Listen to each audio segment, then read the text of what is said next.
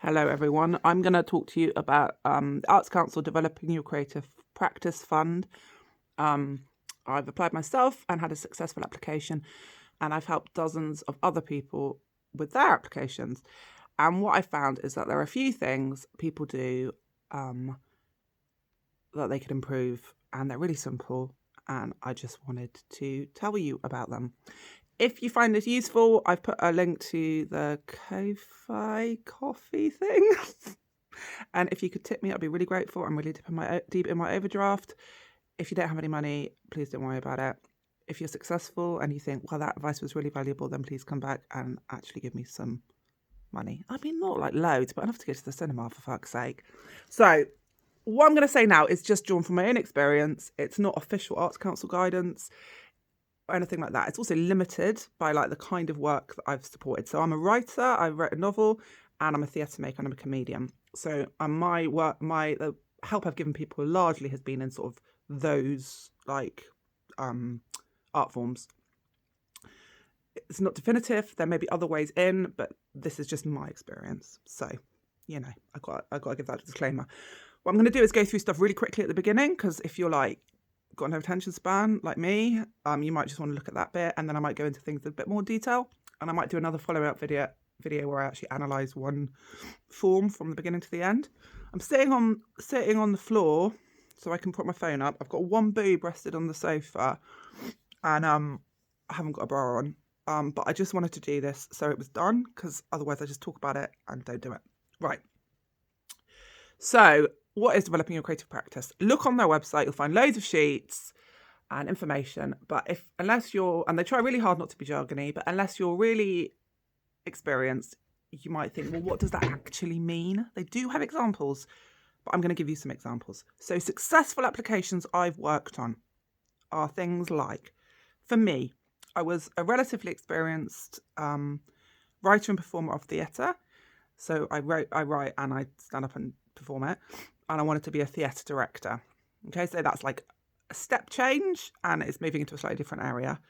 I've worked with theatre maker who wants to become a choreographer. So they had some experience of using movement and dance in their work, and they wanted to become a choreographer.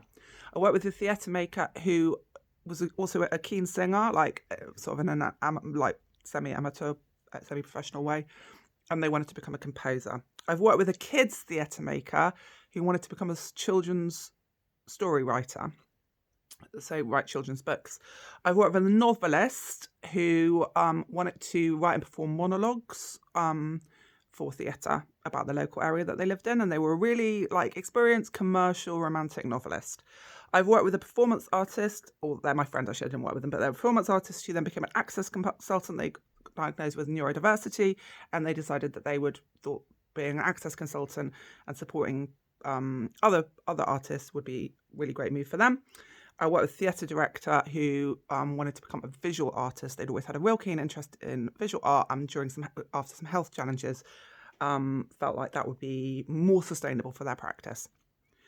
As you can see from all those examples, they're really clear, and they're like, there's something that you could say to your friend in the pub who isn't involved in the arts. You could say, oh yeah, well, you know what I've been doing? Well, I think I'm going to become a director, or I think I'm going to become, what I really want to do is write kids' books. They're not what a lot of people do. Mistake number one. A lot of people write their applications in a way they think the Arts Council want them to. So they use a lot of jargon, a lot of long-winded language. Often they talk about digital stuff or online stuff or Zoom, because they think that's what they want, you know, but it's not the millennium, babes. You do not need to make digital, you know, we don't have to make everything fucking online, okay? If it's to do with access and you really, really want to do that, of course do, but you don't have to. It's simpler, the better. Make it simple. Make it your dream. This is a selfish fun. This is about you. This is what you want to do. Don't do what you think the Arts Council want to do. Don't think what's going to be good for society. This is about developing your creative practice, okay? So think about your dream.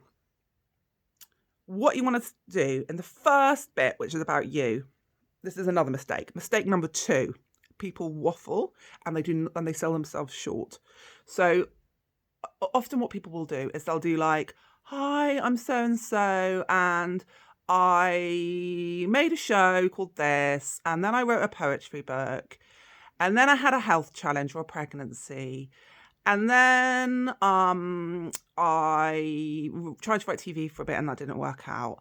And, and they'll just list stuff. This is not the space for that. Like, take that to your therapist.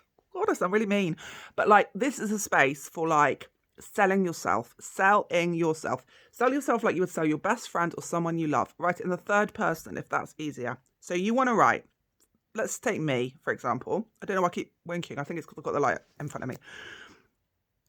You want to be like me. Okay, so I've done loads of different things. And you could think Amy Mason is a massive flake. She's worked in loads of different art forms.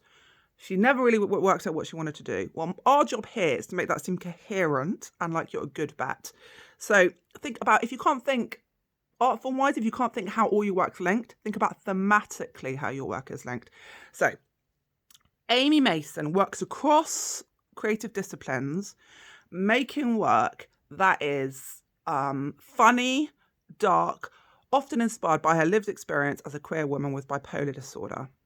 Her work is confrontational, often silly, smashes taboos, and goes to unexpected places. I don't know, something like that. So you want to start with a confident statement. This is what you do. This is how it's linked. If you don't work across art forms, say what art form you work in.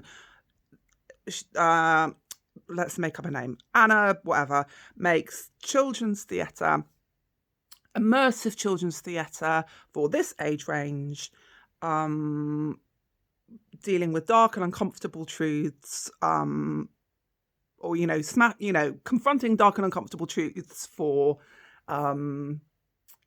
this age range in a fun and playful